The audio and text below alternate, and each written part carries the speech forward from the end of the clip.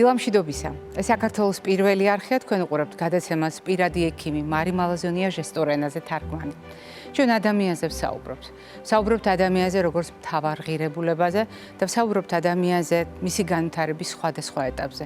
ვსაუბრობთ ადამიანის ჯანმრთელობაზე სხვადასხვა პრობლემის კონტექსტში და ყოველთვის გვახსოვს, რომ თავის ტვინი ჩვენი ორგანიზმის ერთგვარი დირიჟორია. სწორედ ასე ხმაშეწყობით მუშაობს ორკესტრი, რომელსაც ჩვენი ორგანიზმი და სხეული ჰქვია და ასეთ შემთხვევაში ნებისმიერი სახის პრობლემა, რომელიც ცენტრალურ ნერვულ სისტემას თავის ტვინს უკავშირდება, არის საგულისხმო ნებისმიერ ასაკში. როდესაც ოქტომბრის თვეში საერთაშორისო სამედიცინო საზოგადოება საგანგებოდ ერთ დღეს გამოყოფს ცერებრული დამბლის შესახებ ცნობადობის ასამაღლებლად, რა თქმა უნდა, ეს ერთი დღე საკმარისი არ არის, მაგრამ ყველას ძალიან კარგად ახსოვს, რომ სწორედ ამ დღეს მთელი მსოფლიო ცდილობს ფართო საზოგადოებას შეახსენოს, ერთმანეთს შევახსენოთ, რამდენად მნიშვნელოვანია ვიცოდეთ ეს პრობლემა და რამდენად მნიშვნელოვანია არა მარტო წანამძღვრები, არამედ მისი შედეგების გავითვალისწინოთ და ვიცოდეთ, რა შეუძლია დღეს მედიცინას უახლესი მეთოდების გამოყენებით ამ პრობლემის მართვასთან დაკავშირებით. მე მინდა გაგახსენოთ ჩვენი პროექტი მშობლის დღიური, რომელიც პერიოდულად ამ პრობლემის მქონე ბავშვებს უკავშირდებოდა ხოლმე და თავმოყრით ყოლაში ქრისტე შანავას მიერ მომზადებულ მასალაში. მოდით გავიხსენოთ ეს ისტორიები მოკლედ და შემდეგ გავაგრძელოთ საუბარი.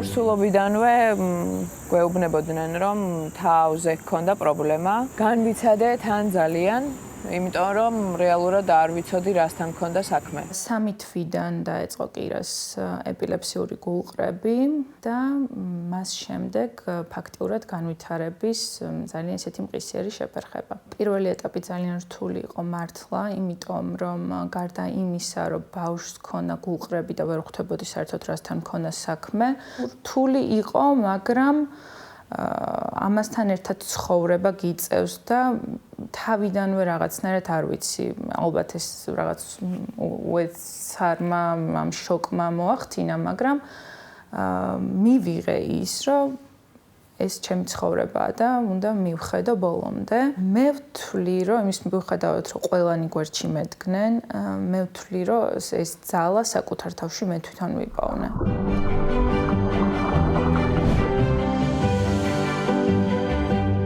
როდესაც ამათო იმ პრობლემაზე ვსაუბრობთ, ადამიანთა უმრავლესობას უჩნდება კითხვა. რატომ? რატომ ჩდება ეს პრობლემა? რატომ უჩნდებათ ეს პრობლემა ბავშვებს? რატომ მაინც და მაინც ჩემს შვილს? რატომ მაინც და მაინც ჩვენს ოჯახში? მე დარწმუნებული ვარ, ეს კითხვა ეხება ყველა პრობლემას და გამონაკლისი არ გახლავთ ის დიაგნოზი, რომელზედაც დღეს ჩვენ საუბრობთ, მაგრამ არის თუ არა საჭირო გავითვალისწინოთ ის ინფორმაცია, რომელიც ჩვენს გენებშია დაშიფრული მაშინ, როდესაც ცერებრულ დამბლაზე ვსაუბრობთ, ამ საკითხს გავარკვევთ დღევანდელი ჩვენი გადაცემის პირველ სტუმართან ერთად, რომელიც გახლავთ თბილისის სახელმწიფო სამედიცინო უნივერსიტეტის პროფესორი, ექიმი გენეტიკოსი ქალბატონი თიკა ტყემალაძე. თიკა, დილამშვიდობისა. დილამშვიდობის, მოგესალმებით. მე უნდა მაყურებელს გავახსენო, რამდენ წლიანი მეგობრობა და თანამშრომლობა გვაკავშირებს და რამდენ პრობლემაზე გვისაუბრია გენეტიკის ჭრილში. პრაქტიკულად ყველა თემა შეიძლება ამ ენაზე ვთარგმნოთ, რასაც ქვია გენების ენა, მაგრამ კიდევ უფრო მნიშვნელოვანია საუბარი იმაზე, რომ ეს ცოდნა და ამგვარი ინფორმაცია გვეხმარება კონკრეტული პრობლემების უკეთ მართვაში. ცერებრულ დამბლასთან მიმართებაში გენეტიკას აქვს თავისი წვლილი, რა ვიცით დღეს თანამედროვე მედიცინაში? მართლაც რომ ამ თემის ჭრილში, ცერებრული დამბლის ჭრილში ჩვენ პირველად ვსაუბრობთ გენეტიკასთან კავშირში მიმართებაში და ეს ძალიან გასახარია. რატომ? იმიტომ რომ აქამდე ცოდნა არ იყო საკმარისად დაგროვილი. დღეს მეტი ცოდნა არის დაგროვილი და გენეტიკის წვლილიც, გენეტიკური დარღვევების წვლილი, ესე ვიტყოდი, ამ დაავადების პათოგენეში განვითარებაში სულ უფრო და უფრო მეტად აქტუალური ხდება. აქვე ვიტყვი ქალბატონო მაი, რომ ძირითადად, რა თქმა უნდა, ცერებრული დამბლა გამოწვეული არის ორსულობის დროს, ან მშობიარობის დროს მომხდარი ტრაუმით, ან რიგ შემთხვევებში დაბადების შემდეგ მომხდარი გარკვეული მოვლენებით.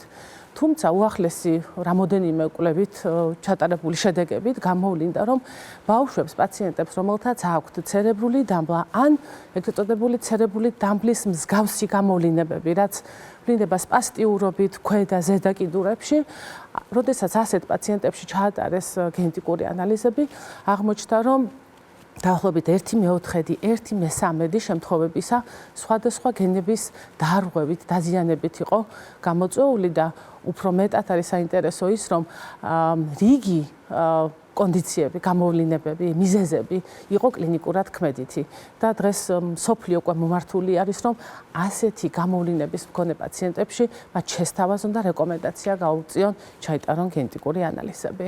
ამას განსაკუთრებული მნიშვნელობა აქვს პრაქტიკული თვალსაზრისით, იმიტომ რომ არა უბრალოდ ერთ კონკრეტულ შემთხვევაში ვიპოვეთ ბრალდებული გენები, არამედ იმიტომ რომ ჩვენ ვლაპარაკობთ ოჯახურ ისტორიებზე, ჩვენ საუბრობთ ოჯახურ რისკებზე და ჩვენ საუბრობთ მდგომარეობაზე, როდესაც მშობელი მოდის და უბრალოდ გეკითხებათ, რომ ერთი შვილის შემთხვევაში მაქვს ასეთი მდგომარეობა, ოჯახური ისტორიაში გვაქვს ასეთი გამოცდილება, ქმნის ეს ჩემი შვილისთვის დანარჩენი შთამომავლობისთვის რისკს.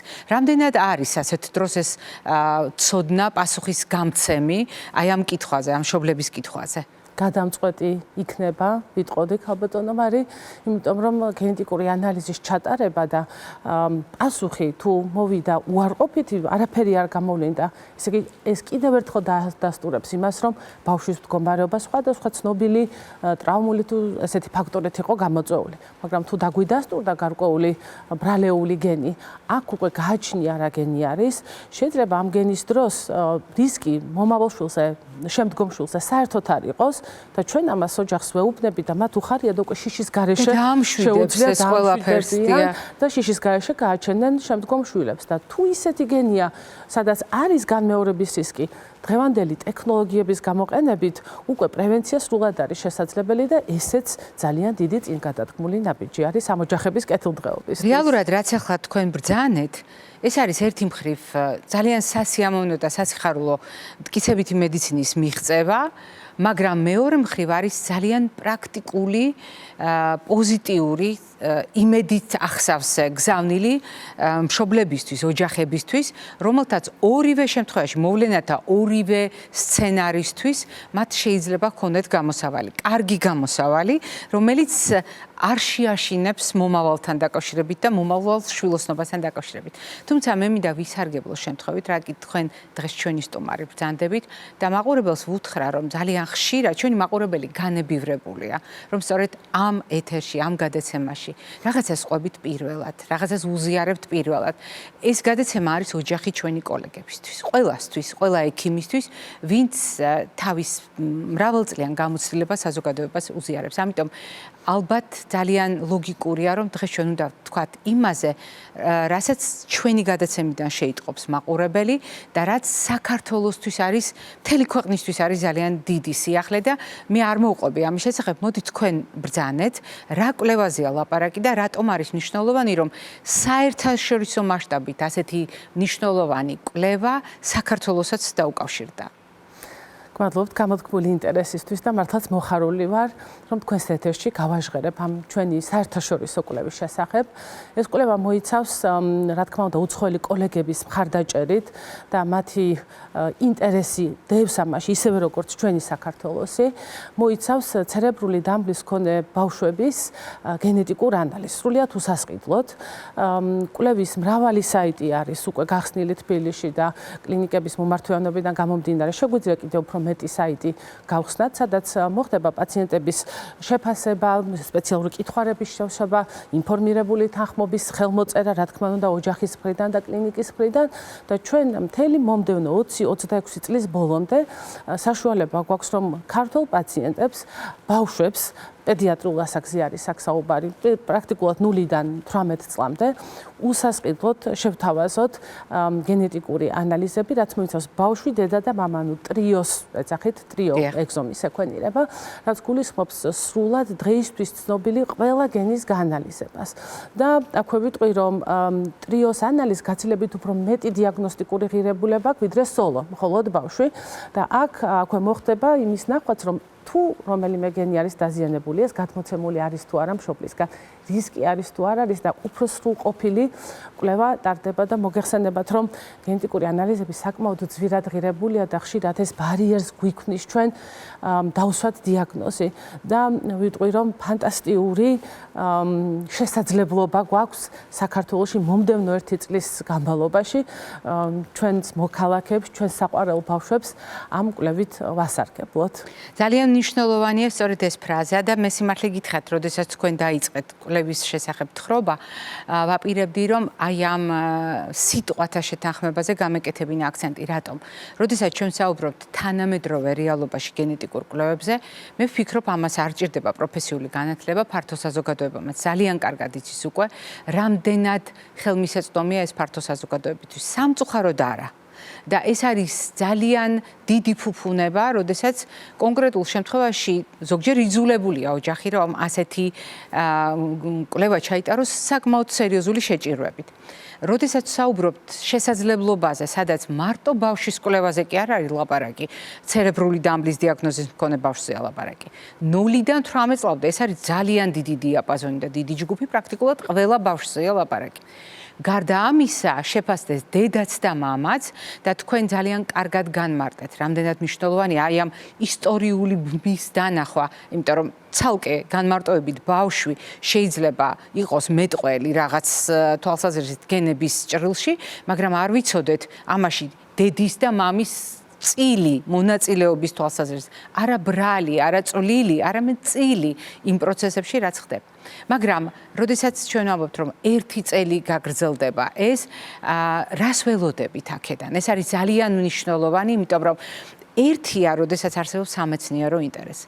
ერთია, როდესაც ამას აკეთებს ექიმი. ჩვენ ვიცით ექიმებმა, როდესაც ჩვენ ასეთ კვლევებს ვატარებთ და ამ კვლევის შედეგებს ვაჯამებთ, რა სერიოზული დასკვნები შეგვიძლია გავაკეთოთ, მაგრამ ოჯახი, რომელიც ახლა გვიყურებს, სადაც ბავშვია ცერებრული დამბლით, მათთვის რა მნიშვნელობა აქვს ასეთ კვლევებს, ასეთი საერთაშორისო მასშტაბის კვლევებს და რა შეცვლის ეს მათ ცხოვრებაში თითოეული იმ ადამიანისთვის, ვისაც ეს პრობლემა აქვს, ან ვისი ოჯახის წევრსაც აქვს ეს პრობლემა.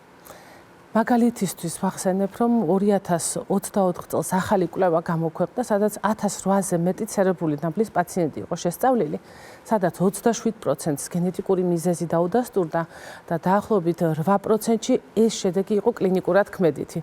ანუ ამას გავლენა ჰქონდა პაციენტის მკურნალობაზე, როგორც რეაბილიტაციის, ისევე მედიკამენტოზური.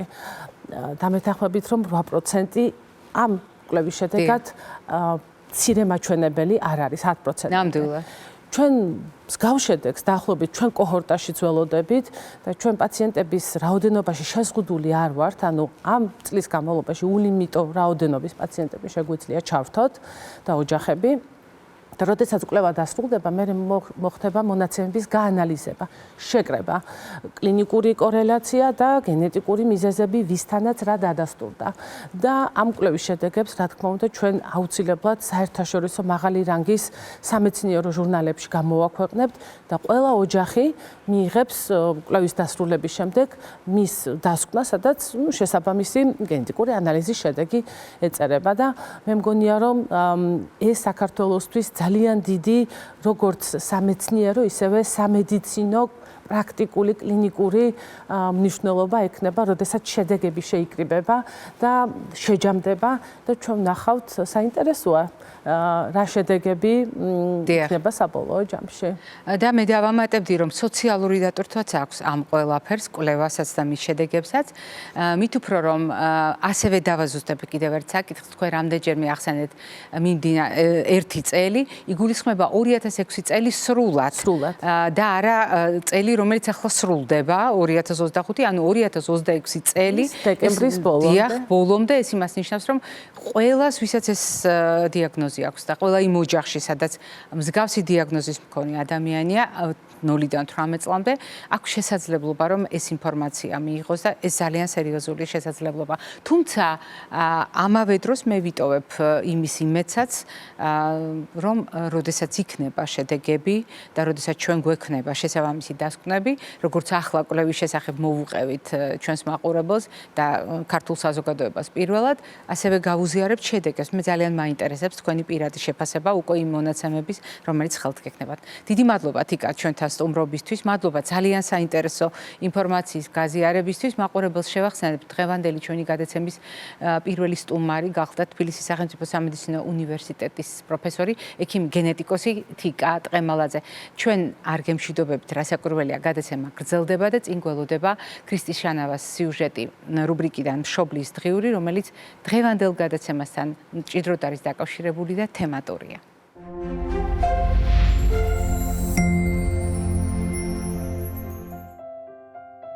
ანიტა არის 6 წლის, ჩვენ ცხოვრობთ თბილისში, მისი დიაგნოზი არის სპასტიური ცერებრალური დამბლა, მიკროცეფალია და აწ უკვე დამარცხებული ეპილეფსია. ცხადია, არ ვიყავით მზად ამ მდგომარეობისთვის, რადგან მიუხედავად იმისა, რომ ძალიან რთული ალბათ მუცლადყოფნის პერიოდში ორსული ადამიანისთვის იმის გააზრება, რომ ის შვილს რაღაც ჯანმრთელობის გარკვეული პრობლემა აქვს, თუმცა ვფიქრობ, რომ გაცილებით მეტად ინფორმირებულები არიან, გაცილებით მეტად ემზადებიან ამ მდგომარეობისთვის და ჩვენ შემთხვევაში ასე არ მოხდა, ჩვენ აბსოლუტურად ცარიელი ფურცლიდან დავიწყეთ ყველაფერი, რადგანაც მისი დაბადების შემდგომ აღმოცენდა ეს პრობლემა და მას მერე ვცდილობთ რაღაცნაირად გავუმკლავდეთ ამ მდგომარეობას. თავდაპირველად ძალიან რთული იყო, თუნდაც ის, რომ ასე ვთქვათ, გააქტიურებული გქონდა ეს ბრძოლის რაღაცა საოცარი უნარი, ვიბრძოდით იმისთვის, რომ რაღაცა შედეგისთვის მიგვეღწია, იმისთვის, რომ ელემენტარულად ბავშვს ჰქონოდა მობილობა, გადაადგილების საშუალება, ჰქონოდა ვერბალური უნარები, თუმცა ამ ეტაპზე ამას ვერ მივაღწიეთ. ეს იმას არ ნიშნავს, რომ ბრძოლას არ აქვს აზრი, რა თქმა უნდა. აუცილებელია, რომ ყველა მშობელი პირველივე დღიდან იბრძოდეს. პირველ რიგში იმიტომ, რომ მშობლის მზაობა ემოციურად მშობლის განწყობა არ აქვს მნიშვნელობა ბავშვის გონებრივ განვითარებას, პირდაპირ მნიშვნელობით დაკავშირებულია ბავშვის კარგად ყოფნასთან. და ჩვენ რაზეც ძალიან ბევრი მუშაობა მოგვიწია ჩვენ ოჯახში, იყო ის, რომ ჩვენ თვითონ ყოფილიყავით პირველ რიგში კარგად. იმისთვის, რომ ბავშვისთვის მდგომარეობა გაგვეხადა გაცილებით მხიარული, გაცილებით უფრო ვთქვათ, არ შეგვემჩნია ის, რომ ჩვენ ვთქვათ იმ ხელად კივილი და დარდი გვაქვს, რომ ეს ბავშვის პრობლემიდან გამომდინარე იყო. შეიძლება როგორც ემპათიის ნაკლებობამ, ასევე ზედმეტმა ემპათიამაც მშობლის ბუნება-განწყობაზე და მის ასე ვთქვათ, საერთო ჭრილში მის ემოციურ ფაქტორზე ძალიან დიდი გავლენა იქონიოს. ჩემი შვილისთვის პირველ რიგში, რასაც ვისურვებდი მომავალში და ასევე ახლაც ყოველდღიურად არის ის, რომ საზოგადოება იყოს მეტად ინფორმირებული, კონკრეტულად ვთქვათ, როგორ შეიძლება იკომუნიკაციოს როგორც მშობელთან, ასევე შვილთან. არაერთი შემთხვევა ყოფილა, როდესაც თქვათ ანიტას მოფერებია უცხო ადამიანი და შემდეგ დაუყოლებია სიტყვა, რომ უი საწყალი. პირველ რიგში მშობელს იმიტომ ტკივა, რომ შვილს არ აქვს უნარი, ხო? შეიძლება ჩემი შვილი საერთოდ ვერც იაზრებდეს მას რა უნარი აკლია და ვთქვათ, რა უნარი არ აქვს და შეიძლება მას საერთოდ თავი არ გონია და არ თვლის, რომ საწყალია და ვთქვათ, სხვა ბავშვთან შედარებით გარკვეული უნარები არ აქვს, მაგრამ მშობლისთვის ეს არის ძალიან ასე ვთქვათ, გულის მომკვლელი, რომ იმ მომენტში რეალურად იაზრებ, რომ კი, ის სიტყვა, რაც გითხრეს, შეიძლება სინამდვილე იყოს, მაგრამ ამის გააზრება და ამ სიტყვის მიღება არის ძალიან რთული.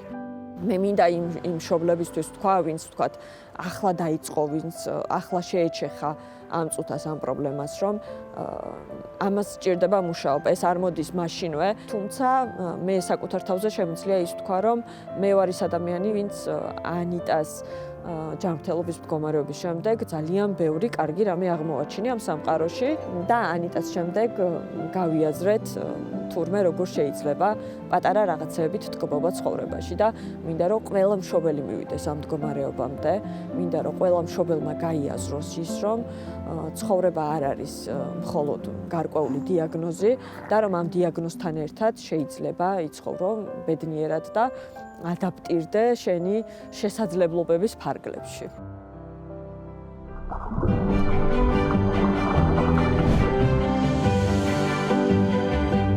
როდესაც ცერებრულ დამბლაზე ვსაუბრობთ, ჩვენ ყოველთვის ვითვალისწინებთ არა უბრალოდ დაავადების და მდგომარეობის რაობას, არამედ კითხვებს, რომელიც ჩნდება საზოგადოებაში. დიახ, სრულიად სამართლიანია მთავარი კითხვა.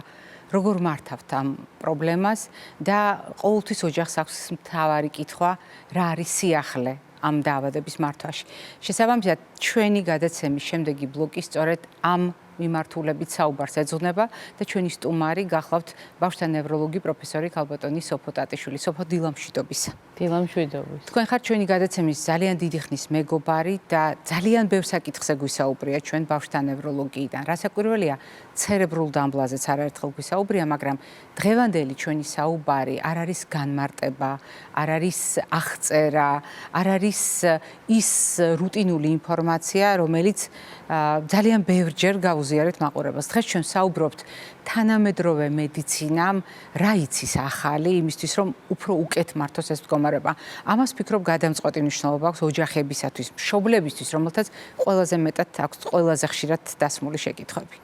კი ბატონო, პირველ რიგში მადლობას მოგახსენებთ მოწვევისთვის, ძალიან მიხარია თქვენ ახალ სტუდიაში სტუმრობა. რაც შეეხება ცერებრულ დამბლას, ყველამ კარგად იცის ალბათ, რომ ეს არის მულტიდისციპლინური მოიცავს უფრო სწორედ ცერებრული დამბლა მულტიდისციპლინურ მკურნალობას და არა მხოლოდ ექიმი, რეაბილიტოლოგი ან ბავშვთა ნევროლოგი, არამედ მთელი გუნდი არის ცერებრული დამბლის მკურნალობაში ჩართული და პასუხისმგებელი, ასე ვთქვათ, ამ დაავადების მართვაში. რაც შეეხება სიახლეებს, პირველ რიგში მინდა აღვნიშნო, რომ ძალიან კარგი შედეგები გვაქვს უკვე, ვინაიდან ვართ მრავალ პროექტში ჩართული ევროკავშირის დაფინანსებით, ამიტომ გვაქვს ძალიან კარგი სიახლეები. პირველი ეს არის მოტორული შეფასება, მოტორულ შეფასებას გულისხმობ მოძრაობების შეფასებას, სხვადასხვა ინსტრუმენტების მიხედვით, რომელიც არის დანერგილი თელ მსოფლიოში და რაც ჩვენც შევეცადეთ, რომ დაგვეწყო ამ ინსტრუმენტების გამოყენება დაახლოებით უკვე 5 წელი ამას ვაკეთებთ. და წლევანდელი წლის სიახლეც აუცილებლად მინდა აღვნიშნო, რომ ეს არის, როდესაც ცერებრულ დამბლას ახლავს მხედველობის ქერქული დაზიანება, მისი ამოცნობა ადრეული და ასევე ინტერვენცია ძალიან აქტუალურია ახლა მთელ მსოფლიოში. ამისი შესაბამისი ინსტრუმენტებით და მოგვიანებით ამაზეც ვისაუბრებთ. მინდა ვთქვა ერთი ყველაზე მთავარი რაც არის, რატომ არის ადრეული ინტერვენცია ესეთი მნიშვნელოვანი, ვინაიდან თავის ტვინი არის პლასტიური, არის ესეთი სიტყვა ნეიროპლასტიურობას ვეძახით სამედიცინო სფეროში. ანუ თავის ტვინს აქვს უნარი დაახლოებით 0-დან 3 წლის ასაკამდე, რომ ის ადაპტირდეს, შეიცვალოს, ან ახალი ქსელები გააქვას, ასე ვთქვათ, თავის ტვინში და შეიცვალოს მისი ფუნქცია. და შესაძლებლობებიც. და შესაძლებლობები. და მისი ეს ფუნქციის შეცვლა სწორედ აი გაუმჯობესებასთან არის დაკავშირებული და თუ ჩვენ დროულად დავიწყებთ ინტერვენციას და დროულად დავსვათ დიაგნოზს და ამოვიცნობთ, შესაბამისად მკურნალობაც კი ძალიან ეფექტურია და ნეირომოტორული გამოსავალი, ანუ როგორც მოტორული მოძრაობის კუთხით, ასევე გონებრივი ინტელექტუალური კუთხით გაუმჯობესებას ექვემდებარება უფრო მეტად, ვიდრე მაგალითად 3 და 5 და უფრო ზემოთ დაწყებული მკურნალობა. აი თქვენ რომ მხედველობის სირთულე ახსენეთ, ეს ხშირი პრობლემაა ცერებრული დამბლის მქონე ბავშვებში? დიახ, საკმაოდ ხშირია ეს პრობლემა, დაახლოებით 10%-ში, 10-დან 20%-ში გვხვდება ცერებრული დამბლის შემთხვევაში და ძალიან მარტივი ორი ინსტრუმენტი არის, რომლის მიხედვითაც ამოცნობა ხდება. პირველი ეს არის 0-დან 4 თვემდე და ამას არ ჭირდება დამატებით ოფტალმოლოგის ჩართვა და მეორე ეს არის ბატერიის შკალას ეძახიან, რომელიც 4 თვიდან უკვე 2 წლის ასაკამდე კეთდება. ამის შემდეგ უკვე იწყება ინტერვენცია, ანუ მხედველობითი ინტერვენცია, ასე დავარქვით, ჩვენ visual intervention ქვია ინგლისურად და საკმაოდ კარგი შედეგები გვაქვს უკვე შემიძლია კითხვა. ჩვენ გადაცემის გაგრძელებისას ამ საკითხებს კიდევ შევეხებით, თუმცა როდესაც ჩვენ საუბრობთ ახალ ტექნოლოგიებზე, საუბრობთ კაცობრიობის მიღწევებზე, ჩვენ საუბრობთ ხელოვნური ინტელექტის როლზე, არის თუ არა ახალი ტექნოლოგიები და ამგვარი ტექნოლოგიური მიღწევები ცერებრული დამბლის მართვისთვის ინსტრუმენტი ცვლის ეს ექიმის შესაძლებლობებს და შესაბამისად ამ დაავადების მართვას გააუმჯობესებს თუ არა. ჩვენ ახლა პრაქტიკულად დღევანდელი საუბრით ვცდილობთ მომავალში გადავიხედოთ და ვილაპარაკოთ ზუსტად იმ ტენდენციებზე, რომელიც ნაწილობრივ არის და ელოდება საზოგადოებას იმისთვის, რომ ხვალინდელი დღე უკეთესი იყოს ამ ბავშვებისთვის. კი ბატონო, როგორც ახლა მოგეხსენებათ, ძალიან აქტიურად არის ტექნოლოგიების განვითარება და ხელოვნური ინტელექტი მრავალ კვლევებში მონაწილეობს, ასე ვთქვათ. ეს უკვე რეალობაა. კი, ეს უკვე რეალობა არის. ჩვენც არ ჩამოვრჩით ამას და გვაქვს ესეთი კვლევა ხელოვნური ინტელექტის მეშვეობით, ხელის ფუნქციის გაუმჯობესება, ჰემიპლეგიური, ანუ უნილატერალური ცერებრული დამბლის დროს, რაც მოიცავს მხოლოდ ცალი მხარის დაზიანებას. მაგალითად, ეს არის მარცხენა ან მარჯვენა კიდურების დაზიანება. მას ქვია უნილატერალური ცერებრული დამბლა.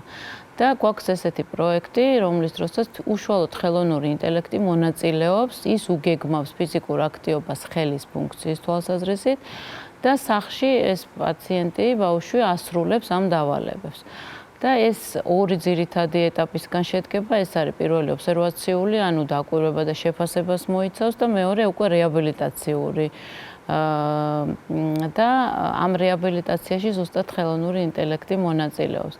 ჩართულები არიან 5-დან 15 წლამდე ბავშვები და არის სპეციალური სენსორები, რომელიც ხელის მტევნებზე მაგრდება და ეს დაახლოებით 2 კვირის მანძილზე ბავშვი ამ სენსორების საშუალებით ჩართულია ყოველდღიურ აქტივობებში.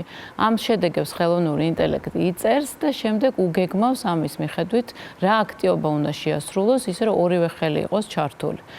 და აი ველოდებით შედეგებს უკვე ცოტა რაღაცა გვაქვს, მაგრამ ჯერჯერობით არ მინდა ბოლომდე ეს გავაჟღერო, თუმცა ნამდვილად კარგი შედეგები გვაქვს და ველოდებით დიდი აღტაცება გამომავალ. როდესაც შედეგები დაგროვდება, მე იმეც ვიტოვებ, რომ ჩვენი მაყურებელი მაინც განებივრებულია იმით, რომ კოლეგები საკუთარ გამოცდილებას, საკუთარ მიღწევებს პირველად უზიარებენ ხოლმე ჩვენს მაყურებელს და ჩვენ დაველოდებით თქვენგან ამ ინფორმაციას, იმიტომ რომ მართლა ძალიან მნიშვნელოვანი იქნება, მით უფრო ბინის პირობებში, როდესაც თქვენ ხაზი გაუსვით, რომ სახლში ბავშვს შეუძლია საკუთარი უნარჩვევები და შესაძლებლობები გაიუმჯობესოს ხელოვნური ინტელექტის მეშვეობით და ეს არის მისთვის ჩვეულ გარემოში, კომფორტულ გარემოში, რასაც ბინა, სახლი ქვია.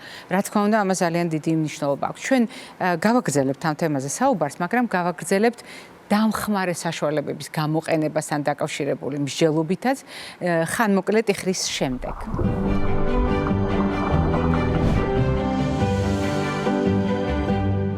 ვაგრძელებთ საუბარს და შემოგვიერთდა სტუდიაში კიდევ ერთი ჩვენი კოლეგა, ბავშვთა ნევროლოგი ანა ბედოშვილი. ანა, დილამშვიდობისა. მოგესალმებით. როდესაც ქალბატონი სოფო საუბრობდა, რამდენად მნიშვნელოვანია თანამედროვე ცოდნის გამოყენება ცერებრული დამბლის უკეთ მართვაში, პრაქტიკულად შევთანხმდით, რომ ამ ინფორმაციით ჩვენ ვცდილობთ მომავალიც კი განჭვრიტოთ, ანუ საით მიდის ამ ხრივ მედიცინა და რა შესაძლებლობები ჩნდება თუნდაც ოჯახის პირობებში.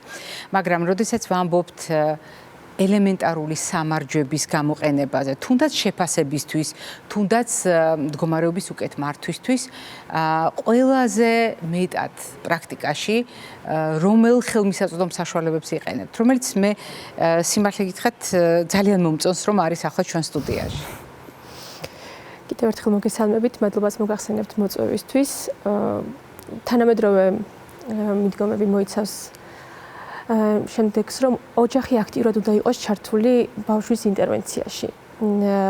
და ვთავაზობთ მარტივ სახლში არსებული ნივთების გამოყენებას, რომ ამით დავიწყოთ ინტერვენცია. თუმცა ანუ ის რაც ახლოს აქვს ბავშვს ყოველდღიურ რეალობაში. თუმცა სანამ ინტერვენციაზე გადავალთ, აუცილებელი არის მოხდეს ბავშვის ადეკვატური შეფასება, რათა განსაზღვროთ თუ საიდან უნდა დავიწყოთ ბავშვთან ინტერვენცია. არსებობს გარკვეული ინსტრუმენტები შეფასებისთვის. რა თქმა უნდა, თავდაპირველად არსებობს სკრინინგული ინსტრუმენტები, როგორც ქალბატონმა სოფომ აღნიშნა, ეს არის მოძრაობების შეფასება, შემდგომ არის უკვე ნევროლოგიური შეფასება, საიდანაც გამოვყოფთ უკვე რისკ ჯგუფს და შემდგომ უკვე მიზანმიმართულ შეფასებებზე გადავდივართ. მიზანმიმართული შეფასება ეს, რა თქმა უნდა, მხედველობაზე ვისაუბრებ ამ ეტაპზე, მოიცავს ორ ინსტრუმენტს. პირველი ინსტრუმენტი ეს არის მხედველობის შეფასება ჩვილებში რიჩის სკალით. შემიძლია წარმოგიდგინოთ. დიახ, მე მოგაწვდით. დიახ. მარტივი რამდენიმე ბარათი, რომლის საშუალებითაც ვაფასებთ ჩვილებს 0-დან 3 თვემდე. ანუ ბავშვების შეფასება შესაძლებელია უკვე ინტენსიურ განყოფილებაშიც კი. ეს არის ძალიან მარტივი ინსტრუმენტი, რომელიც შეუძლია გამოიყენოს ექთანმა, ექიმმა, ნებისმიერმა ფიზიკურმა თერაპევტმა თუ ოკუპაციურმა თერაპევტმა. ანუ როგორც ქალბატონი სოფო ბზანდებით და ანუ სპეციალურად ოფთალმოლოგი ამ შეფასებას არ სჭირდება. დიახ, ოფთალმოლოგი ამ შეფასებას არ სჭირდება, თუმცა ოფთალმოლოგი გვჭირდება, რომ გამოვირიცხოთ ხო არ არის თვითონ უშუალოდ თვალის ანატომიური რაიმე სხვა დაზიანება. ეს ბარათები შედგება, როგორც ხედავთ, ჩავთეთრი ფერებისგან, რაც ყველაზე კარგად აღქმადი არის ჩვილისთვის. პირველი არის სამიზნე, რომელთაც ვაფასებთ თუ როგორ მოძრაობს თვალი, ანუ თვალის მოძრაობას ვაფასებთ ჰორიზონტალურად, ვერტიკალურად და წრიულად. ანუ თქვენ ამას გადაადგილებთ და ბავშვი უნდა აყოლებდეს ამას თვალს, ანი? ბავშვი უნდა აყოლებდეს თვალს, აუცილებლად უნდა გქონდეს დაახლოებით 25-30 სანტიმეტრის დაშორებით და ვაკვირდებით თუ როგორ მოძრაობს. იცით რა, მაყურებელი ვერ ხედავს და ამიტომ დიახ, აი ასეთ შემთხვევაში, აი მაგალითად ბავშვი წევს უნდა იწვევს. აუცილებლად ოპტიმალური მდგომარეობა უნდა გქონდეს ბავშვს, რომ არ გაღიზიანდეს, არ დაიწყოს ტირილი. სოფო, მათხოვეთ უხერხულია ხა პატარაზე, აი მაყურებელმა რო წარმოიდგინოს დისტანციურად ბავშვი წევს, აი ასე, მაგალითად და ანი უტარებს ტესტს. დიახ, წამოვდგები მაშინ კეთილი, განსაკვირველია. შეიძლება ეს ნებისმიერ საწოლთან შეფასდეს, ანუ ბავშვთან გვაქვს 25-30 სანტიმეტრის დაშორებით და ნელი მოძრაობით გადავაადგილებთ ჰორიზონტალურად, შემდგომ ვერტიკალურად, წრიულად და ჩვენ ამ დროს ვაკვირდებით ბავშვის თვალის მოძრაობას. ვიწერთ სხვათა შორის ვიდეოზე. აუცილებლად ხდება ვიდეო ჩანაწერის გაკეთება. ანუ რეალურად დოკუმენტირება ხდება. დიახ. რომ შემდგომ უკვე კიდევ უფრო კარგად შეფასდეს ვიდეო გადაღების საშუალებით. გარდა ამისა, გვაქვს, როგორც ხედავთ, ესეთი ზოლიანი ბარათები, რომლებიც აფასებს ბავშვის თვალის სიმახვილეს. სხვათა შორის ეს არის საკმაოდ ისეთი დიდი სიახლე, იმიტომ რომ ჩვილებში მხედველობის სიმახვილის შეფასება აქამდე არ ხდებოდა. და როგორ შეიძლება აი ამ ბარათების მიხედვით თქვენ იმჟელოთ სიმახვილეზე? რას აკვირდებით ასეთ დროს? რამდენად აღიქვავს თითოეულ ბარათს. როგორც ხედავთ, ბარათები, დიახ, ბარათები ნელ-ნელა ვიწროვდება. ზოლები, დიახ, დისტანცია შორის ვიწროვდება. ანუ მარტივი ძალიან რთული არის. სულისკენ მივდივართ. ძალიან რთული არის, ყველაზე რთული არის აი ამ ბარათის აღქმა. არა მარტო ბავშვებისთვის, დიდებისთვისაც, იმიტომ რომ ამას აკეთებთ 0-დან 3 თვემდე ასაკში? ეს ფასდება 0-დან 3 თვემდე. შემდგომ უკვე ვაკვირდებით თუ რამდენად აღიქვავს ფერადს, ბარათს. მით უფრო სახეა ადამიანის. დიახ. და ამასაც ისეთივე პრინციპის, ანუ 25 სანტიმეტრის მოუახლოვებთ დაშორებით. და შემდგომ უკვე ვაკვირდებით თუ რამდენად შეუძლია ყურადღების კონცენტრირება ბარათზე. ეს ხდება შავ-თეთრი სახის აღქმით. დიახ. არა ფერადი, არამედ 25 სანტიმეტრიდან და შემდგომ უკვე ნელ-ნელა ვზრდით დისტანციას. აშორებთ ამ გამოსახულებას. და რამდენად შეუძლია ყურადღების კონცენტრირება აქვს დაფიქსირება და როდის კარგავს. ანუ რეალურად ბავშვი მხედველობით მიყვება ამ გამოსახულებას. როცა თავის ტვინის დაზიანება არ გვაქვს, ამ შემთხვევაში ყველა ბარათი აღქმადია ჩვილისთვის და ყველა ბარათზე კარგად მოყვება. როცა გვაქვს დაზიანება, იქ რა თქმა უნდა უკვე სხვადასხვა. ეს ძალიან მნიშვნელოვანია ოჯახებმა მოისმინონ და საზოგადოებამ კარგად დაიმახსოვროს, როდესაც ამბობენ, რომ პატარა ვერ ხვდება, არ ესმის, ვერ ხედავს და ასე შემდეგ, როგორც ირკვევა, რომ ბავშვები ძალიან დეტალურ და საკმაოდ რთულ გამოსახულებებზე რეაგირებენ და ამის მიხედვით აგერ ნევროლოგები მსჯელობენ ბავშვის შესაძლებლობებს. სხვათა შორის უნდა ვთქვათ, რომ ჩატარებულია კვლევა, ჩვენთვისაც სიახლე იყო ეს რამოდენიმე წლის წინ გავიგეთ, მუცლად ყოფნის პერიოდში ბავშვი 32 კვირიდან უკვე იწყებს მხედველობის ფიქსაციას, რაც ნამდვილად ჩვენთვისაც სიახლე იყო. და რაც აუცილებლად უნდა გაითვალისწინონ ოჯახებში და საზოგადოებაში, როდესაც ორსულ ქალთან ურთიერთობაში ჩვენ გვავიწყდება, რომ ორსული ქალი არის ახალი სიცოცხლის მატარებელი, რომელსაც თურმე 32 კვირიდან შეუძლია მზერა. ძალიან მნიშვნელოვანია. დაბადებიდან 48 საათში უკვე შეგვიძლია შევაფასოთ ბავშვი მხედველობის ამ ინსტრუმენტით. ანი, რაღაც საინტერესო ამბები ხდება კიდევ ჩვენთან. დიახ, მეორე ინსტრუმენტი გახლავთ ბატერის ჩვილთა მხედველობის შეფასების სკალა, რომელსაც ვიყენებთ უკვე 3 თვიდან 2 წლამდე. ეს უფრო გაფართოებული არის, რითი მხოლოდ მოკლე ზის უკვე ბავშვი პრაქტიკულად. დედის კალთაში ზის. თავდაპირველად ვაკვირდებით ბავშვის თვალის მოძრაობებს, ხო არ გვაქვს ნისტაგმი, თვალის კრთულმა, ესე რომ ვთქვათ, ხო არ გვაქვს სიელმე. შემდგომ გადავდივართ შეფასებებზე. პირველი რაც არის, ის მხედველობის სიმახვილეს ვაფასებთ, ქვია ტელერის ბარათი, მაგრამ სამწუხაროდ საკმაოდ დიდი ზომის არის. ამის წამოღება ვერ მოხერხდებოდა. დაახლოებით რო წარმოვიდგინოთ, არის მსგავსი ტიპის ბარათები. მაგრამ კლინიკის პირობებში კლინიკის პირობებში და ხდება დიდი ფორმატის არის უბრალოდ. 25 სანტიმეტრის დაშორებით ხდება ამ ბარათების ჩვენება. უფრო ფართო მასშტაბით და რამდენად ხდება ამ ბარათების აღქმა. დედიკოს ყავს კალთაში, ან ბებოს, ან მამას არ აქვს მნიშვნელობა. დიახ. ბაბუს და 2 კამერით არის, ესეც უნდა ვთქვათ, 2 კამერით მიდის ამის ჩაწერა. ერთი არის, როდესაც ჩვენ უყურებთ ბავშვს და მეორე არის უკანა მხრიდან, როცა უყურებთ შემფასებელს და მე ეს ორივე კამერა ერთად ასე, ორივე ჩანაწერი ერთად არის და ვაკვირდებით იმან რა გააკეთა და ამან რა უპასუხა, რომ გუნდმა შეაფასოს. ეს ხო შეიძლება დაუშვათ ერთმა სპეციალისტმა შეაფასოს, მაგრამ მე ამას აკვირდება მთელი გუნდი, რომ ხო შეიძლება რაღაცა არ იყოს იქ როგორც საჭიროა და უფრო დეტალური განხილვა ჭირდებოდეს. ნამდვილად ძალიან მნიშვნელოვანია შეჯერება. ანი, კიდევ გვაქვს რაღაც. კიდევ გვაქვს ეს არის კონტრასტის აღქმა თუ რამდენად ხდება ბავშვის მიერ, ანუ ხდება თეთრი ბარათის წარდგენა და შემდგომ უკვე ჰორიზონტალური გამოსახულების ჩვენება ორივე მხარეს. როგორც ხედავთ, აქ საკმაოდ მკვეთრად არის გამოსახული, თუმცა შემდგომ უკვე მცირდება სიმკვეთრე თითოეულ ნახატზე. სიმახვილეა პრინციპში ეს. და ბავშვმა მაინც უნდა შეინარჩუნოს კონცენტრაცია, ხო, ამ გამოსახულებაზე. აქაც ასაკ დამოკიდებულია, რა თქმა უნდა, 5%-იან დაფას ვერ აღიქვავს ჩვილი, მაგრამ 2 წლამდე უკვე ნელ-ნელა უნდა განვითარდეს ეს უნარებიც.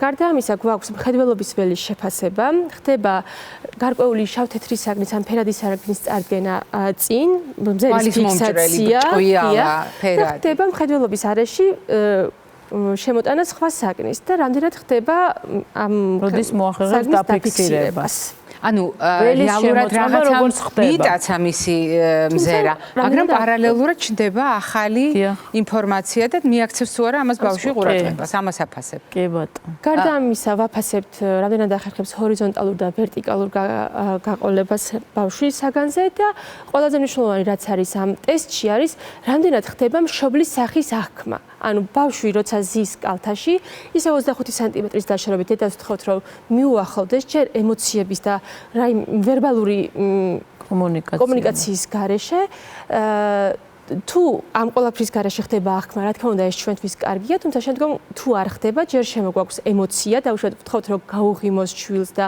ველოდებით საპასუხო რეაქციას, თუ ღიმილზე ან ემოციაზეც არ გვაქვს პასუხი, უკვე ვთხოვთ, რომ ვერბალური კომუნიკაცია დაიწყოს ბავშვთან. ანუ სიტყვა უთხრას, რაღაც ბგერა მოეფეროს. დიახ. თუ ჩვეულებრივ გარემოში ამ ყოლაფრის აღქმა არ ხდება, უკვე შემოგვაქვს ადაპტირებული გარემო, ვახდენთ ან ოთახის ჩაბნელებას და კონკრეტულ ერთ საგანზე მკვეთრი სინათლის მინათებას არა ბავშვის მხრიდან, არამედ ბავშვის უკანა მხრიდან, რომ მარტო საგანზე ეცემოდეს სინათლე, ან გვაქვს ნაწილობრივ ჩაბნელებულ ოთახში, რომ ადაპტაცია შევქმნათ, გავუმარტივოთ ბავშვს ამ ყოლაფრის აღქმა. პრინციპში ეს უკვე ინტერვენციის მეთოდები არის. დიახ. და ეს ყველაფერი გვეხმარება მე უკვე რომ დავგეგმოთ ინტერვენცია. რაც შეეხება უკვე უშუალოდ ინტერვენციას, გააჩნია სიმძიმეს, თუ ძალიან მძიმეა, ვიწყებთ მხედველობის ველის შევიწროებით, ამისთვის ვიყენებთ ჭადრაკისებურ ჯადოსნურ ყუთს ვეძახით ჩვენ, რომელიც ჭადრაკისებური ბარათებით არის მოფენილი, შავ-თეთრი უნდა იყოს აუცილებლად და ამ ყუთში ხდება წარდგენა გარკვეული აი თუნდაც ბრჭყვიალა ნივთის იმ მხარეს, სადაც გვაქვს პრობლემა. და ნივთზე ხდება სინათლის დაცემა უკანა მხრიდან ისევ, არავითარ შემთხვევაში არ უნდა მოხდეს ბავშვის სახის მხრიდან სინათლის მინათება და ვიწყებთ უკვე ინტერვენციას, ვიწყებთ აქ გაყოლებაზე მუშაობას. და ძალიან საინტერესოა სხვათა შორის სახში, უბრალოდ ბინაზე მშობლებს ეძლევა რეკომენდაცია, მაგალითად, წაისვან ძალიან მკვეთრი წითელი პომადა, დაიხურონ რაღაცა დიდი ქუდი, რომელზეც შეიძლება იყოს რაღაცა ფერადი და ბრჭყვიალა რაღაცები და ამითი მოხდეს ბავშვის დაინტერესება მხედველობის კუთხით, რა თქმა უნდა და ძალიან კარგი ვიდეო არის ერთი, როდესაც აი ამ სპეციალური ადაპტაციის შემდეგ, როდესაც ჩააბნელებენ და ამ ყუთში არის ბავშვი და პირველად მოხდება, რომელსაც აქვს პრობლემა მხედველობის, რა თქმა უნდა, და პირველად მოხდება დედის ღიმილის და დედის სახის აღქმა და უწყებს ღიმილს. აი მართლაც რემლები წამოგვივიდა ისეთი ვიდეო ვნახეთ, როდესაც აი ესეთი ადაპტირების შემთხვევაში დაინახა უკვე დედის სახე და მისი ემოცია უკვე იყო ღიმილი, საკმაოდ ადეკვატური, რასაც მანამდე ჩვეულებრივ ნათელ ოთახში ვერ ახერხებდა. შესაბამისად შეგვიძლია ვთქვათ, რომ აი ეს ადრეული ინტერვენცია ისევ იმას უბრუნდებით, არის ძალიან მნიშვნელოვანი, რა თქმა უნდა, დიაგნოსტიკასთან ერთად, რომ ესეთი შედეგები მივიღოთ. ძალიან დიდი მადლობა კოლეგებო დღევანდელი სტუმრობისთვის. მადლობა იმ ხრიკების გაზიარებისთვის, რომელიც მე ვფიქრობ, პრობლემების გარეშეც მშობლებისთვის საყურადღებოა საკუთარ შვილებთან ურთიერთობაში და მით უფრო იმ ოჯახებში, სადაც ცერებრული დამბლის მქონე ბავშვია, მე ვფიქრობ, ეს ცოდნა არის ძალიან კარგი სამარჯვი მშობლისა და ბავშვის ურთიერთობის გასაუმჯობესებლად, იმ ურთიერთობის, რომელიც ბავშვის ჯანმრთელობის მდგომარეობასაც ავტომატურად გააუმჯობესებს. მაყურებელს შევახსენებ, გადაცემის ამ ბლოგში ჩვენი სტუმრები ბრძანდებოდნენ ბავშვთა ნევროლოგი პროფესორი ქალბატონი სოფო ტატიშვილი და ბავშვთა ნევროლოგი ქალბატონი ანა ბედოშვილი. მე არ გემშვიდობებით, წინ კვებით შუქნიშანი გველოდება.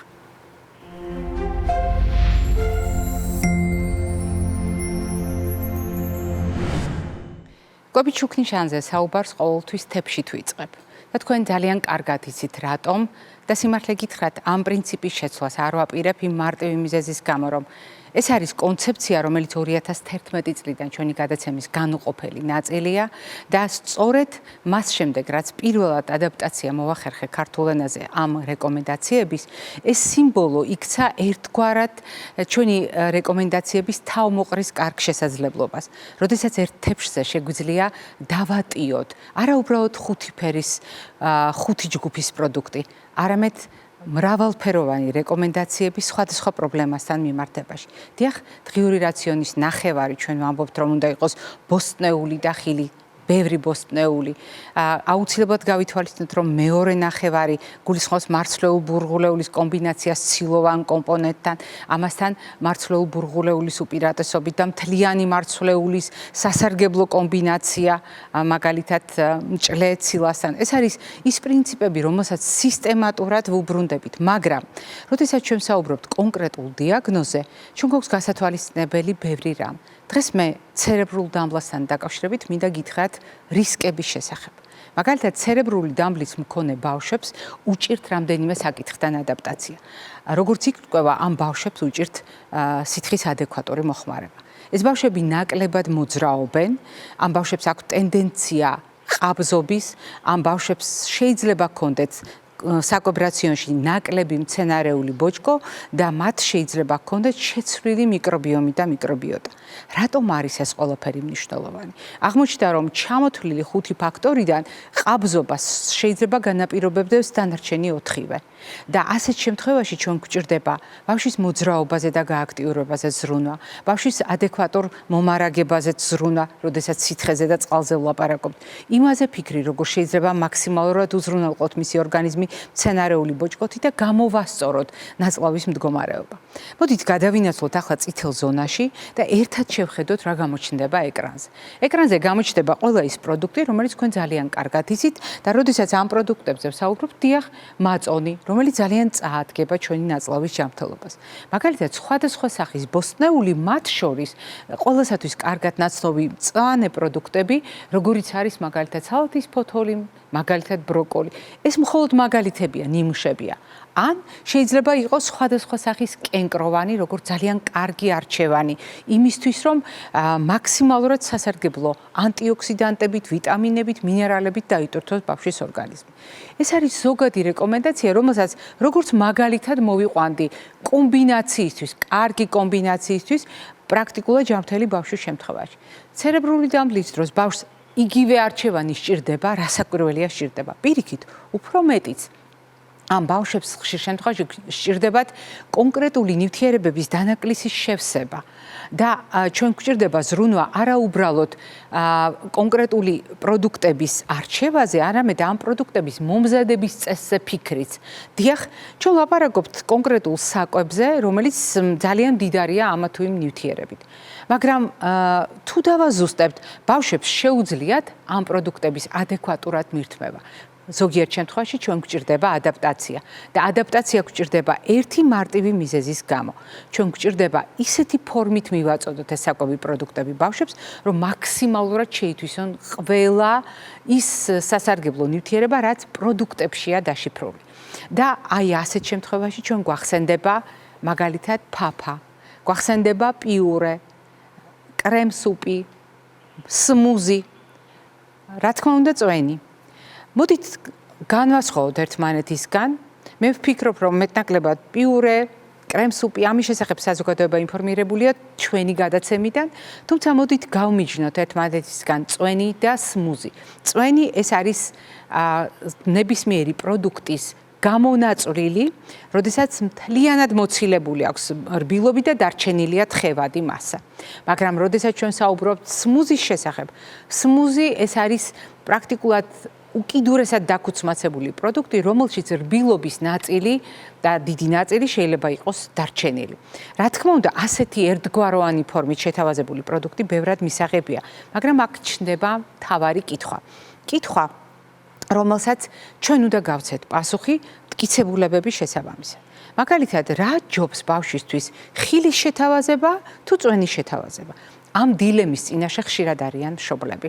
და ზოგიერთ შემთხვევაში, როდესაც გვჭირდება მოკლე დროში სწრაფად მოვამარაგოთ კონკრეტული ნივთიერებებით ბავშვის ორგანიზმი, სწრაფად მივანიჭოთ მას ენერგია, მაშინ ვირჩევთ ხილს. ხილის წვენს. მაგრამ სწორია ეს არჩევანი. ჩვენ უნდა ბავშვისთვის წავახალისოთ ხილის წვენის მოხმარება, თუ ბავშვებში უნდა წავახალისოთ ხილის მოხმარება. მეცნიერები შეთანხმდნენ და მედიკოსები ცალსახად შეთანხმდნენ იმის შესახებ, რომ ჩვენ უნდა წავახალისოთ ბავშვებში ხილის მოხმარება და აღმოჩნდა, რომ ხილის წვენის თუნდაც 100%-ით ნატურალური წვენის სისტემატური შეთავაზება არ არის ბავშვებში ხილის მოხმარების წახალისება. დიახ, თქვენ როგორი კარგი წვენიც არ უნდა შესთავაზოთ ბავშვებს, თუ ამას სისტემატურად წვენის სახით აკეთებთ, ეს არ წაახალისებს, არ შეაყვარებს ბავშვებს ხილის მოხმარებას. ეს რეკომენდაცია, რომელიც უნდა გაითვალისწინოს ოჯახმა. მაგრამ მოდით განსაზღვროთ ახლა წმინდა პრაქტიკული თვალსაზრისით, რა ხდება, როდესაც ხილის ულუფა უნდა შეურჩიოთ ბავშვებს. დადგინდა, რომ ბავშვები დაახლოებით მაგალითად 4 წლამდე ასაკში, რომლებიც მოიხმარენ მაგალითად 1000 კილოკალორიას, მათ ჭირდებათ დაახლოებით 1 ჭიქა ხილი. 1 ჭიქა ყველა იმ ბავშვს, რომელიც 1000 კილოკალორიას მოიხმარს. მოდით მე ვეცდები ახლა პირობითად შევავსო ჩვენი ჭიქა და დავინახოთ როგორ გამოიყურება 1 ჭიქა ხილი. ეს არ არის, რა თქმა უნდა, ზუსტი ანალოგი იმისა, როგორ გამოიყურება ოჯახში დაჭრილი სხვადასხვა სახის ხილი, მაგრამ პირობითად აი ასეთია სქემა. 1 ჭიქა ხილი. თუ ბავშვი 2000 კილოკალორიას მოიხმარს და შეიძლება იყოს მაგალითად 10 წელზე უფროსი ბავშვი, ასეთ შემთხვევაში მისი ულუფა კიდევ 1 ჭიქით გაიზრდება. ანუ 2 ჭიქა ხილი იქნება ბავშვის დღიურ დოზაზე გასაანგარიშებელი. ეს არის უხეში მიდგომა, კიდევ ერთხელ გავიმეორებ, კალორაჟის შესაბამისად გარკვეულად მისადაგებული ასაკთან. მაგრამ როგორ უნდა გადავთვალოთ ეს ყველაფერი ხილის წვენთან მიმართებაში და აღმოჩნდა, რომ მაგალითად, როდესაც ბავშვს უნდა შევთავაზოთ ამ კანონზომიერების მიხედვით 1 ჭიქა ხილი და ბავშვი არ იღებს ასეთ ულუფას, მაშინ ჩვენ შეგვიძლია თუ ნახევარი ჭიქა მიირთვა ხილის სახით, შეგვიძლია ნახევარი ჭიქა, ანუ ნახევარი ულუფისა შევთავაზოთ წვენის სახით ბავშვს. მაგრამ არა მეტი. თუ ბავშვს 2 ჭიქა უნდა მიერთმია, მაშინ დაახლოებით 1 ჭიქა წვენი იქნებოდა შემავსებელი. სისტემატურად არა. ეს არ არის კარგი არჩევანი სისტემატურად, პერიოდულად ხანდახან შესაძლებელია. ჩვენ ახლა ვლაპარაკობთ ზოგადად ბავშვებზე, მაგრამ როდესაც ცერებრული დამბლის შემთხვევაში უნდა გავითვალისწინოთ ეს კანონზომიერება, პრინციპი აქაც უცვლელია. რას უდრის ხილისა და წვენის მიმართება ბავშვების შემთხვევაში? ზოგადად, როდესაც გადავთვლით 100%-იან ხილის წვენს და ხილის ერთ ულუფას, რომელიც უნდა იყოს მოხმარებული საშუალო გადათვლით კალორიასთან მიმართებაში, აღმოჩნდა, რომ 170 გრამი ხილის წვენი, დაახლოებით 178 მილილიტრი გამოდის ეს მოცულობის თვალსაზრისით, არის ერთი ულუფა ხილის ტოლფასი. ეს აუცილებლად გასათვალისწინებელია, იმიტომ რომ ნატურალური ხილის წვენიც კი ქმნის ძალიან ბევრ სირთულეს, მაშინაც კი, როდესაც ბავშვი პრაქტიკულად ჯანმრთელია და ცერებრული დამბლის შემთხვევაში, როდესაც ჩვენ გვჭირდება პირისხრის ჯანმრთელობის გათვალისწინება, ჩვენ უნდა გვახსოვდეს, რომ ხილის მოხმარების დროს ბავშვი არაუბრალოდ ცოცხალ, ნედლ ვიტამინებს, მინერალებს და მრავალ სხვა ნივთიერებას იღებს, არამედ აქუც მაცებს, გადაამუშავებს ამ პროდუქტებს, რასაც არ აკეთებს ხილის წვენის მექანიკური მოხმარებისას, აღარაფერს ვამბობ თავად ხილის წვენის კონცენტრირებულ მასაზე. და კიდევ ერთი მნიშვნელოვანი საკითხი, როდესაც პირისხრის ჯანმრთელობაზეა ლაპარაკი, ხილის მოხმარებას, ზოგიერთი ხილის მოხმარებას შეიძლება თვითმწმენდი დანიშნულებაც ჰქონდეს პირისხრისთვის, რასაც ვერ ვიტყვით ხილის წვენის შემთხვევაში და ცერებრული დამბლის შემთხვევაში ამის გათვალისწინებაც გვჭირდება, თუნდაც იმიტომ, რომ პირისხრის ჯანმრთელობა არის მაღალი რისკის ზონა. კეტოგენურ დიეტაზე მინდოდა მე პასუხა მაყურებელთა დიდი ნაწილისთვის, იმიტომ რომ ძალიან ბევრი მაყურებელი მეკითხება არის თუ არა კეტოგენური დიეტა საუკეთესო არჩევანი ცერებრული დამბლის შემთხვევაში. არათუ საუკეთესო, კარგ არჩევანადაც მე არ შევაფასებდი ამ შემთხვევაში, არა იმიტომ რომ რამე საწინააღმდეგო მაქვს კონკრეტულ შემთხვევაში მის გამოყენებასთან დაკავშირებით თუ ეს დასაბუთებულია. არამედ იმიტომ რომ ეს არ არის უნივერსალური, ყველასათვის ერთნაირად რეკომენდებული კვების მოდელი, მით უფრო თუ ჩვენ ვიცით ნამდვილად რომ იქ სადაც არის ეპილეფსიური გულყრები ცერებრულ დამბლასთან ერთად ნამდვილად არის კვლევები ჩატარებული, ნამდვილად არსებობს შედეგები, თუმცა არ არის გრძელვადიანი შედეგები და მეორე მხარე აქვს ამ მდგომარეობას, როდესაც ჩვენ ვსაუბრობთ კეტოგენური დიეტის უნივერსალიზაციაზე, ამ იდეას არ დავეთანხმები და თქვენს გირჩევთ კრიტიკულად შეაფასოთ კვების ეს მოდელი ყველა ცალკეულ შემთხვევაში, ვიდრე არჩევანს გავაკეთებთ მის სასარგებლოდ. მე დღეს ამით გემშვიდობებით, ჯანმრთელობას და დღეგრძელობას გისურვებთ.